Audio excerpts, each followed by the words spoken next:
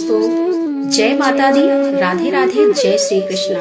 आपका एक बार फिर से स्वागत करती हूँ अपने YouTube चैनल पर। आप सभी भक्तजनों का दिन शुभ और मंगलमय हो।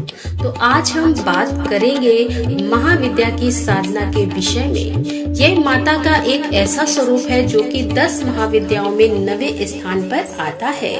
जब भी गुप्त नवरात्रि का समय आता है, उस वक्त अगर माता के इस रूप स्वरूप की साधना और उपासना की जाती है तो वह अतुलनीय लाभ हमको देखने को मिलते हैं। इसके अलावा जो भी व्यक्ति इनकी साधना करता है उसका पारिवारिक जीवन सुखी रहता है। माता के 10 स्वरूप है जिसको माता सती के रूप में माना जाता है। उनके इस स्वरूप के माध्यम से हम विभिन्न प्रकार के तांत्रिक सिद्धियों के साथ ज्ञान और वैराग्य दोनों एक साथ ही प्राप्त करते हैं।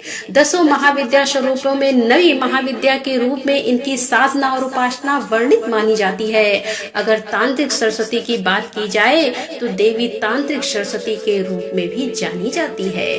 इन्हें माता सरस्वती जैसी श्वेत रूप वाली सफेद वस्त्र उनके होते हैं और कमल पर भी विराजमान होती है, तभी श्वेत स्वरूप की मानी जाती है। लेकिन अगर जब तंत्र के रूप में सरस्वती की बात की जाए तो वह मातंगी माँ ही कहलाती है। आखिर इनका रहस्य क्या है और कैसे इनकी साधना के द्वारा व्यक्ति तांत्रिक सिद्धियों को प्राप्त कर सकता है, इसके अलावा कैसे माता की साधना से प्रेम वशीकरण की स्थायी शक्तियाँ अपने अंदर विद्यमान कर सकते हैं, इसीलिए माता मातंगी की साधना की जाती है। देवी माँ की सबसे बड़ी विशेषता है कि इन्हें जूठन वाला भोग लगाया जाता है। तो चलिए आज सुनते हैं माता के विषय में और इनकी साधना की पूरी जानकारी। भगवान शिव और उनकी पहली पत्नी माता सती से जुड़ी है। ये कथा भगवान शिव और उनकी पहली पत्नी माता सती से जुड़ी है। इनका अगला अवतार माता पार्वती के रूप में पुनः जन्म हुआ था। एक बार सती के पिता राजा दक्ष ने विशाल यज्ञ का आयोजन किया, क्योंकि राजा दक्ष भगवान शिव से द्वेष भावना रखते थे। इसी कारण से वह शिव से द्वेष करते थे और उन्हें अपने किसी भी कार्य में आमंत्रण नहीं देना चाहते थे। लेकिन देव ऋषि नारद के बताए जाने पर माता सती अपनी इच्छा से वहां जाने के लिए तैयार हो गई। माता सती यह चाहती थी कि आखिरी इस यज्ञ में संसार के सभी देवी देवताओं को बुलाया जा रहा है, वहां पर आखिर मेरे पति क्यों नहीं बुलाए जा रहे हैं। तब उन्होंने अपने पति से इस बात के लिए अनुमति मांगी थी, किंतु उन्होंने मना कर दिया, क्योंकि भगवान शिव जानते थे कि अगर किसी भी प्रकार की सती दक्ष के यज्ञ पर पहुंच जाती है तो अवश्य ही उनका नाश हो जाएगा। यही विधि का विधान निर्मित है।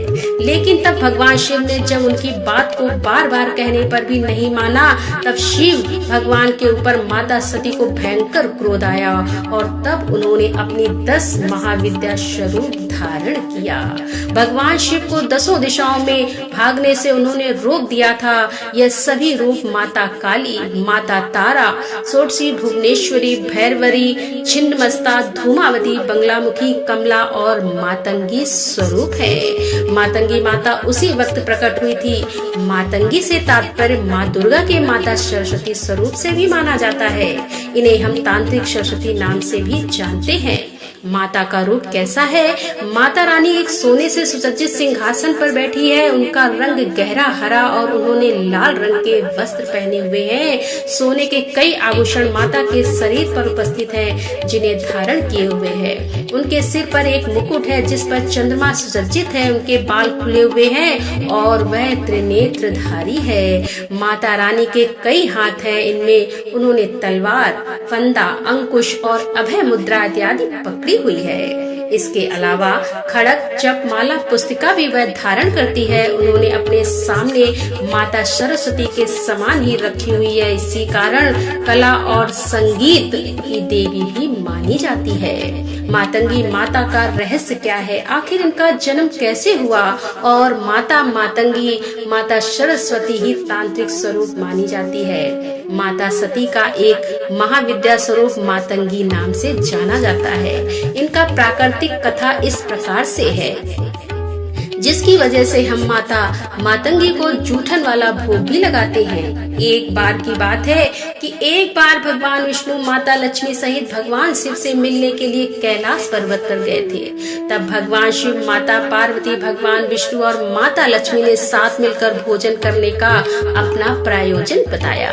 भगवान विष्णु अपने साथ दुर्लभ और दिव्य भोजन लेकर गए थे, जिससे वह भगवान शिव और माता पार्वती को खाने के लिए देते हैं। कहते हैं जब भगवान शिव और माता पार्वती उस भोजन को खाने लगे तो थाली में से जब भोजन की कुछ अंश धरती पर गिर गया। भोजन की उसी जूठे अंश से माता मातंगी का जन्म हुआ था। इसी कारण से माता के इस स्वरूप को हमेशा जूठन का भोग लगाया जाता है। इसी कारण से इनका एक नाम उच्छिष्ट मातंगिनी भी पड़ा, यानी जिसे बचे हुए भोजन या जूठे भोजन लगाया जाए। असल में देवी माँ के इस रूप को धारण करने का मूल उद्देश्य यह था कि संसार में जो भी छोटी और निम्न जाति के लोग हैं उनका रक्षण हो सके और उनकी भी सामाजिक स्थिति को सुधारा जा सके। क्योंकि एक बार ऐसे ही देवराज इंद्र ने चांडालनी स्त्रियों को कैलाश पर्वत आने से रोक दिया था। हालांकि वह भगवान शिव और माता पार्वती की बहुत बड़ी भक्त थी, लेकिन इस प्रकार जीवन जीने के कारण और चांडालनी होने के कारण उनको रोक दिया गया। तब माता ने मातंगी स्वरूप में प्रकट होकर उन्हें अपना संरक्षण दिया था और देवराज को दंडित किया था। तब से उन्होंने सभी प्रकार की चांडाल स्त्री शक्ति और शमशान में वास करने वाली ऐसी शक्तियों को अपने अधीन कर लिया और उन्हें जीवन प्रदान किया। उन्हें तंत्र की एक शक्ति के रूप में विकसित किया था। इसी कारण से हम चांडालनी शक्तियों को माता के अधीन पाते हैं। माता मातंगी ऐसे स्वरूप का प्रदर्शन करती है जिसमें हम महावशीकरण की शक्ति प्राप्त करते हैं। इनकी साधना और सिद्धि से हम विभिन्न प्रकार के अद्भुत तांत्रिक कार्य कर सकते हैं। इनका स्वरूप माता सरस्वती के समान है और इसीलिए माता सरस्वती की पूजा के समान ही लाभ साधक प्राप्त होते हैं। उस व्यक्ति की बुद्धि और विद्या का विकास हो जाता है, उसकी वाणी बहुत मधुर हो जाती है। माता मातंगी के आशीर्वाद से मनुष्य को कला, संगीत, नृत्य, गायन ऐसी जितनी भी कलाएं हैं उनमें पारंगतता हासिल हो जाती है और इसी तरह के कार्य क्षेत्र में अपना भाग्य बना सकते हैं। इसके अलावा मातंगी माता की पूजा करने से किसी भी प्रकार का जादू, टोना, माया जाल इत्यादि से छुटकारा पाया जा सकता है। आपके ऊपर अगर किसी ने टोटका या तंत्र का प्रयोग किया है तो माता मातंगी उसके सदैव के लिए छुटकारा दिला देती है। माता मातंगी की पूजा मुख्य रूप से गुप्त नवरात्रि में करने से लाभ होता है। इनके स्वामी मतंग हैं और वह रुद्र का प्रतीक माने जाते हैं। इन्हें इसीलिए चांडालनी कहा जाता है। आदिवासी जनजातियों की रक्षा के कारण और उन्हें शुद्ध होकर उनके कार्य बनाने के कारण ही इन्हें आदिवासियों की माता मातंगी के नाम से जाना जाता है।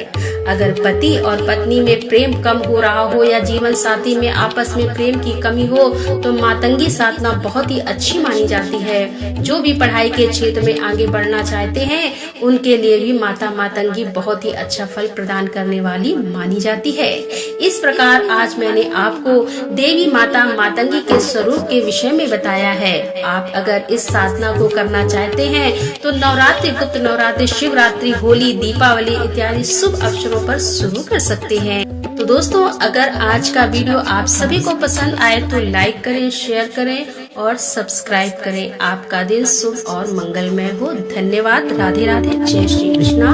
हर हर महादेव। जय भोलेनाथ।